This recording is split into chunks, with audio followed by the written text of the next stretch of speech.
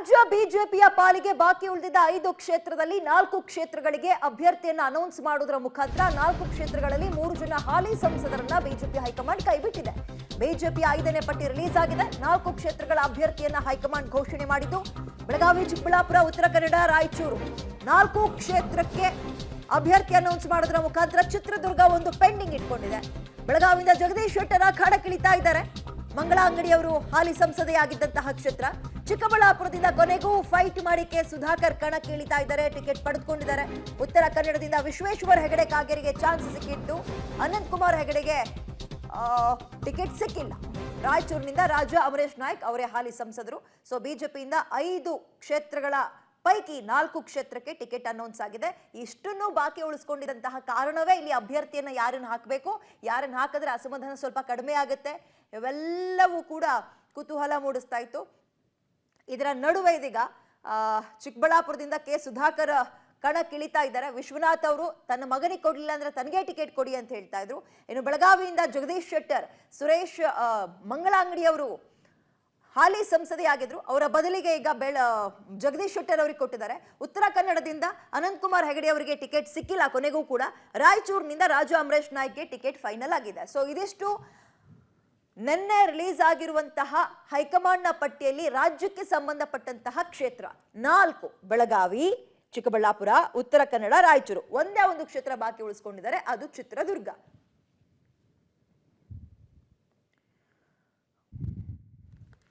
Okay, ಈಗ ಮತ್ತೊಮ್ಮೆ ಈ ಪಟ್ಟಿಯನ್ನ ನೋಡೋದಾದ್ರೆ ರಾಯಚೂರಿನಿಂದ ರಾಜು ಅಮರೇಶ್ ನಾಯ್ಕಿ ಟಿಕೆಟ್ ಕೊಟ್ಟಿದ್ದಾರೆ. ಅವರು ಹಾಲಿ ಸಂಸದರು. ಬಟ್ ಅಲ್ಲಿ ಮತ್ತೊಂದು ಫೈಟ್ ಇತ್ತು. ತೀವ್ರ ಆಕಾಂಕ್ಷಿಯಾಗಿದ್ದಂಥವ್ರಿಗೆ ಟಿಕೆಟ್ ಸಿಕ್ಕಿಲ್ಲ. ಅಲ್ಲಿ ಅಸಮಾಧಾನ ಭುಗಿಲೆಳುವ ಸಾಧ್ಯತೆ ಗಮನಿಸಿದಾಗ ಸಾಧ್ಯತೆಗಳು ಕಾಣಿಸ್ತಾ ಇದೆ. ಇನ್ನು ಬೆಳಗಾವಿಯಲ್ಲಿ ಗೋ ಬ್ಯಾಕ್ ಶೆಟ್ಟರ್ ಅಂತ, ಜಗದೀಶ್ ಶೆಟ್ಟರ್ ಅಂತ ಅಭಿಯಾನವನ್ನು ಆರಂಭ ಮಾಡಿದ್ರು ಕೂಡ ಅದಕ್ಕೆ ಮಣಿಯದೆ ಯಡಿಯೂರಪ್ಪ ಅವರ ಒತ್ತಾಸೆಯಂತೆ ಜಗದೀಶ್ ಶೆಟ್ಟರ್ ಅವರು ಕಾಂಗ್ರೆಸ್ ಇಂದ ವಾಪಸ್ ಬಿಜೆಪಿಗೆ ಬಂದು ಬೆಳಗಾವಿಯಿಂದ ಟಿಕೆಟ್ ಅನ್ನ ಪಡೆದುಕೊಳ್ಳುವಲ್ಲಿ ಯಶಸ್ವಿಯಾಗಿದ್ದಾರೆ.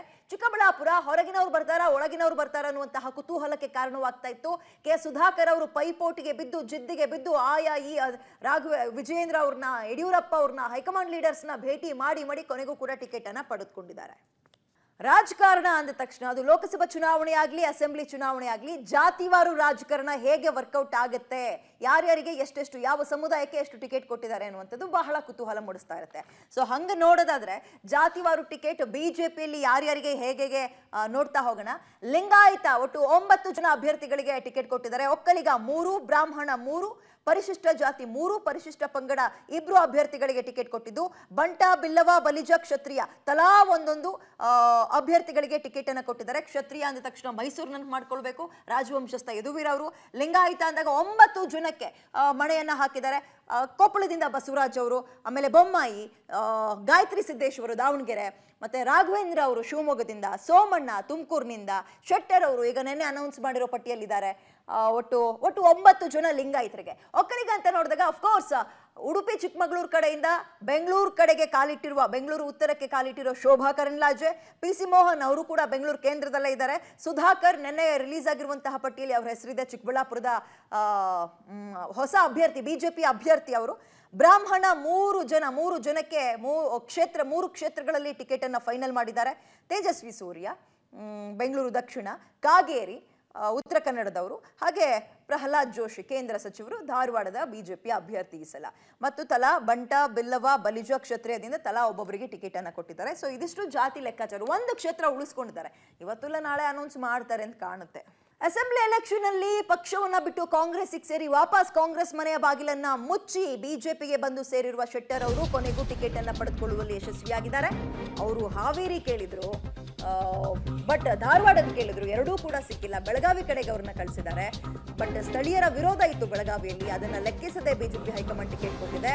ಮಂಗಳ ಅಂಗಡಿಯವರು, ಸುರೇಶ್ ಅಂಗಡಿಯವರ ಪತ್ನಿ ಹಾಲಿ ಸಂಸದೆ ಮಂಗಳ ಅಂಗಡಿಯವರು ಸಂಸದೆಯಾಗಿದ್ದಂತಹ ಕ್ಷೇತ್ರ ಈಗ ಅದು ಶೆಟ್ಟರ್ ಅವರ ಪಾಲಾಗಿದೆ. ಸ್ಥಳೀಯ ನಾಯಕರ ಜೊತೆ BSY ಸಮಾಲೋಚನೆಗೆ ನಿರ್ಧಾರ ಮಾಡಿದ್ದಾರೆ. ಯಾಕಂದ್ರೆ ಅವರು ತುಂಬಾ ಪ್ರಯತ್ನ ಪಟ್ಟು ಶೆಟ್ಟರ್ ಅವರಿಗೆ ಅಲ್ಲಿ ಟಿಕೆಟ್ ಅನ್ನ ಕೊಡಿಸಿದ್ದಾರೆ. ಸೊ ಬೆಳಗಾವಿಯಲ್ಲೀಗ ಮೃಣಾಲ್ ಹೆಬ್ಬಾಳ್ಕರ್, ಲಕ್ಷ್ಮಿ ಹೆಬ್ಬಾಳ್ಕರ್ ಅವರ ಪುತ್ರ, ಕಾಂಗ್ರೆಸ್ನ ಬೆಳಗಾವಿಯ ಅಭ್ಯರ್ಥಿ ವರ್ಸಸ್ ಜಗದೀಶ್ ಶೆಟ್ಟರ್ ಅನ್ನುವಂತಹ ಫೈಟ್ ಜೋರಾಗಿದೆ. ಲಿಂಗಾಯತ, ಇಬ್ರು ಕೂಡ ಲಿಂಗಾಯತ ಸಮುದಾಯಕ್ಕೆ ಸೇರಿದಂತವರು. ಜಗದೀಶ್ ಶೆಟ್ಟರ್ ಅವರು ಆ ಕಡೆಗೆ ಹೋಗಿದ್ದಾರೆ. ಹಾಗೆ ನೋಡೋದಾದ್ರೆ ಮಂಗಳ ಅಂಗಡಿಯವರ ದೂರದ ಸಂಬಂಧಿ ಕೂಡ ಹೌದು ಜಗದೀಶ್ ಶೆಟ್ಟರ್ ಅವರು, ಮಾಜಿ CM ಕೂಡ ಹೌದು. ಕೊನೆಗೂ ಟಿಕೆಟ್ ಅನ್ನ ಪಡೆದುಕೊಳ್ಳುವಲ್ಲಿ ಯಶಸ್ವಿಯಾಗಿದ್ದಾರೆ. ಈಗ ಅವರಿಗಿರುವಂತಹ ಸವಾಲು ಚುನಾವಣೆಯನ್ನು ಎದುರಿಸೋದು ಮಾತ್ರ ಅಲ್ಲ, ಸ್ಥಳೀಯವಾಗಿ ಎದ್ದಿರುವ ಭಿನ್ನಮತವನ್ನ ಶಮನ ಮಾಡಿಕೊಳ್ಳೋದು. ಕೇಂದ್ರದ ವರಿಷ್ಠರನ್ನ, ಅದರಲ್ಲಿ ಪ್ರಮುಖವಾಗಿ ಪ್ರಧಾನಮಂತ್ರಿ ನರೇಂದ್ರ ಮೋದಿಜಿಯವರು ಮತ್ತು ಕೇಂದ್ರ ಗೃಹ ಸಚಿವರಂತ ಮಾನ್ಯ ಅಮಿತ್ ಶಾ ಅವರು ಮತ್ತು ರಾಷ್ಟ್ರೀಯ ಅಧ್ಯಕ್ಷ ಅಂತ ನಡ್ಡಾಜಿಯವರು, ಅವರೆಲ್ಲರಿಗೂ ನಾನು ಅಭಿನಂದನೆಗಳನ್ನು ಸಲ್ಲಿಸ್ತೇನೆ. ಮತ್ತು ಅದೇ ರೀತಿ ರಾಜ್ಯದ ಅಧ್ಯಕ್ಷ ಅಂತ ವಿಜೇಂದ್ರ ಅವರು ಮತ್ತು ನಮ್ಮ ಹಿರಿಯ ನಾಯಕರಂತ ಮಾನ್ಯ BS ಯಡಿಯೂರಪ್ಪನವರು, ಅವರಿಗೂ ಸಹಿತ ನಾನು ಅಭಿನಂದನೆ ಸಲ್ಲಿಸ್ತೇನೆ.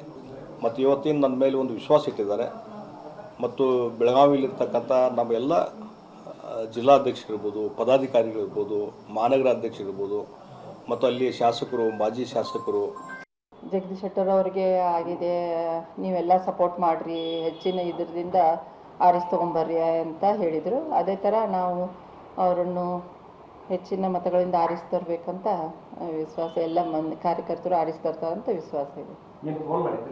ಫೋನ್ ಮಾಡಿದ್ರಿ ನಟ ಇಲ್ಲ, ನನಗೆ ಹೆಂಗೆ ಸಪೋರ್ಟ್ ಕೊಟ್ಟಿದ್ರು ಅದೇ ಥರ ಶೆಟ್ಟರ್ ಸರ್ಗೂ ಸಪೋರ್ಟ್ ಕೊಡಬೇಕಂತ ನಾ ಕಾರ್ಯಕರ್ತರಲ್ಲಿ ಮನವಿ ಮಾಡ್ಕೊಳ್ತೇನೆ.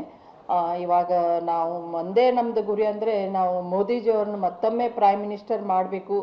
ಯಾರಿಗೇ ಟಿಕೆಟ್ ಕೊಟ್ಟರು ನಾವೆಲ್ಲರೂ ಒಗ್ಗಟ್ಟದಿಂದ ಮಾಡ್ತೇವೆ ಅಂತ ಈಗಾಗಲೇ ಮೊನ್ನೆ ಕಲ್ಲೋಳಿಯಲ್ಲಿ ಬಾಲಚಂದ್ರ ಜಾರಕಿಹೊಳಿ ಅವರು ತಗೊಂಡು ಅವರು ಹೇಳಿದ್ದಾರೆ ಯಾರು ಟಿಕೆಟ್ ಕೊಟ್ಟರು ಮಾಡೋದಂತ. ಉತ್ತರ ಕನ್ನಡ ಭಾಗದಲ್ಲಿ ಅನಂತ್ ಕುಮಾರ್ ಹೆಗಡೆ ಹಾಲಿ ಸಂಸದರು, ಪ್ರಬಲ ಪ್ರಖರ ಹಿಂದುತ್ವವಾದಿ, ಹಿಂದೂ ಫೈರ್ ಬ್ರ್ಯಾಂಡ್, ಇವರಿಗೆ ಮಣೆ ಹಾಕಿಲ್ಲ ಬಿಜೆಪಿ.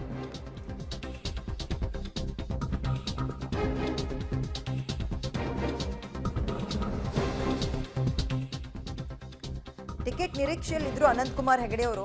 ಶಾಂತವಾಗಿದ್ದಂಥವರು ಫಿನಿಕ್ಸ್ ರೀತಿಯಲ್ಲಿ ಎದ್ದು ಸಿದ್ದರಾಮಯ್ಯ ಅವರ ವಿರುದ್ಧ ಹಿಂದುತ್ವದ ಪರವಾಗಿ ಹಲವು ಭಾಷಣಗಳನ್ನ ಮಾಡೋದ್ರ ಮುಖಾಂತರ ತೀಕ್ಷ್ಣ ಪದಗಳನ್ನ ಬಳಕೆ ಮಾಡಿ ಅಂದ್ರೆ ಟೀಕೆಗೆ ಗುರಿಯಾಗಿದ್ರು. ಟಿಕೆಟ್ ಸಿಗುತ್ತೆ ಅನ್ನೋ ನಿರೀಕ್ಷೆಯಲ್ಲೂ ಕೂಡ ಇದ್ರು. ಅಂದ್ರೆ ಬಿಜೆಪಿ ಯಾಕೋ ಬೇಡ ಸಾಕು, 7 ವರ್ಷಗಳ ಕಾಲ MP ಆಗಿದ್ದೀರಿ, ಬೇರೆಯವ್ರಿಗೆ ಅವಕಾಶ ಕೊಡೋಣ ಅಂತ ಬಹಳ ಸೌಮ್ಯ ಸ್ವಭಾವದ ಕಾಗೇರಿ ಅವರಿಗೆ ಟಿಕೆಟ್ ಅನ್ನ ಕೊಟ್ಟಿದೆ. ಇವರು ಕೂಡ 6 ಸಲ ಶಾಸಕರಾಗಿದ್ದಂಥವ್ರು, ವಿಧಾನಸಭೆಯ ಅಧ್ಯಕ್ಷರಾಗಿದ್ದಂಥವ್ರು, ಸಭಾಧ್ಯಕ್ಷರಾಗಿದ್ದಂಥವ್ರು. ಸೊ ಟಿಕೆಟ್ ಅನ್ನ ಪಡೆದುಕೊಂಡಿದ್ದಾರೆ ಕಾಗೇರಿ ಅವರು. ಅವ್ರು ಹೇಳಿದ್ದಾರೆ, ನಾನು ಅನಂತ್ ಕುಮಾರ್ ಹೆಗಡೆ ಅವ್ರನ್ನ ಭೇಟಿ ಮಾಡ್ತೀನಿ, ಒಟ್ಟಾಗಿ ಹೋಗ್ತೀವಿ, ಮೋದಿಯನ್ನ ಮತ್ತೊಮ್ಮೆ ಪ್ರಧಾನಿ ಮಾಡುವಲ್ಲಿ ನಾವು ಪಕ್ಷಕ್ಕೋಸ್ಕರ ಶ್ರಮಿಸ್ತೀವಿ ಅಂತ ಹೇಳಿದ್ದಾರೆ. ಕನ್ನಡ ಜಿಲ್ಲೆಯ ಲೋಕಸಭಾ ಕ್ಷೇತ್ರಕ್ಕೆ ಹೊಸ ಅಭ್ಯರ್ಥಿಗೆ ಇಲ್ಲಿ ಮಣೆ ಹಾಕ್ತಾರಂಥ ಒಂದು ಮಾತುಗಳು ಕೇಳ್ತಾರೆ. ಆದರೆ ಈಗ ಕಾಗೇರಿ ಅವರಿಗೆ ಇವತ್ತು ಟಿಕೆಟ್ ಸಿಕ್ಕಿರುವಂಥದ್ದು. ಕಾಗೇರಿ ಅವರು ನಮ್ಮ ಜೊತೆ ಇದ್ದಾರೆ, ಅವರನ್ನು ಮಾತಾಡ್ಸೋಣ. ಅನಂತ್ ಕುಮಾರ್ ಹೆಗಡೆ ಮತ್ತು ಕಾಗೇರಿ ಅವರು ಇಬ್ಬರ ವ್ಯಕ್ತಿತ್ವ ಒಂದು ಬೇರೆ ರೀತಿಯ ವ್ಯಕ್ತಿತ್ವ. ನಿಮ್ಮ ಸರಳ ಸಜ್ಜನಿಕೆ ಬೇರೆ, ಅವರ ಮಾತಿನ ಇದರಲ್ಲಿ ಅವರ ಒಂದು ವಾಕ್ಯ ರೀತಿಯಿಂದ ಬೇರೆ ರೀತಿಯಲ್ಲಿ ಇಬ್ಬರ ವಿಭಿನ್ನವಾಗಿರುವಂಥ ಅಂಥದ್ರಲ್ಲಿ ಇವತ್ತು ಲೋಕಸಭೆಗೆ ನೀವು ಮೊದಲ ಸ್ಪರ್ಧೆಯಾಗಿ ಮೊದಲು ಯಾರಿಗೆ ಧನ್ಯವಾದವನ್ನು ಹೇಳಕ್ಕೆ ಇಷ್ಟಪಡ್ತೀನಿ? ನಮ್ಮ ರಾಷ್ಟ್ರೀಯ ಅಧ್ಯಕ್ಷ ಅಂತ JP ನಡ್ಡಾಜಿಯವರಿಗೆ ಹಾಗೂ ನಮ್ಮ ಪ್ರಧಾನಿ ನರೇಂದ್ರ ಮೋದಿಜಿಯವರಿಗೆ, ಅಲ್ಲದೆ ಅಮಿತ್ ಶಾ ಒಳಗೊಂಡಂತೆ ಹಿರಿಯರಾದಂಥ ಯಡಿಯೂರಪ್ಪನವ್ರನ್ನ ಒಳಗೊಂಡಂತೆ ನಮ್ಮ ರಾಜ್ಯದ ಮತ್ತು ರಾಷ್ಟ್ರದ ಎಲ್ಲ ವರಿಷ್ಠರಿಗೆ ನಾನು ನನ್ನ ಧನ್ಯವಾದವನ್ನು, ನನ್ನ ಕೃತಜ್ಞತೆಯನ್ನು ನಾನು ಸಲ್ಲಿಸ್ತೇನೆ. ಪಕ್ಷ ನನ್ನ ಮೇಲೆ ವಿಶ್ವಾಸ ಇಟ್ಟು, ನಂಬಿಕೆ ಇಟ್ಟು ಈ ಬಹಳ ದೊಡ್ಡ ಜವಾಬ್ದಾರಿಯನ್ನು ನನಗೆ ನೀಡ್ತಾ ಇದೆ. ಈ ಸಂದರ್ಭದಲ್ಲಿ ನಾನು ನಮ್ಮ ಜಿಲ್ಲೆಯಲ್ಲಿರುವಂಥ ನಮ್ಮ ಪಕ್ಷ ಬಲಿಷ್ಠವಾಗಿದೆ, ನಮ್ಮ ಪಕ್ಷದ ಕಾರ್ಯಕರ್ತರು ಸದೃಢವಾಗಿ ಕೆಲಸವನ್ನು ಮಾಡ್ತಾ ಇದ್ದಾರೆ. ನಾವು ಒಟ್ಟಾಗಿ ಒಂದಾಗಿ ಕೆಲಸವನ್ನು ಮಾಡಿ ಈ ಕ್ಷೇತ್ರದಲ್ಲಿ ಒಂದು ದಾಖಲೆ ಮತದಿಂದ ಗೆಲ್ತೇವೆ.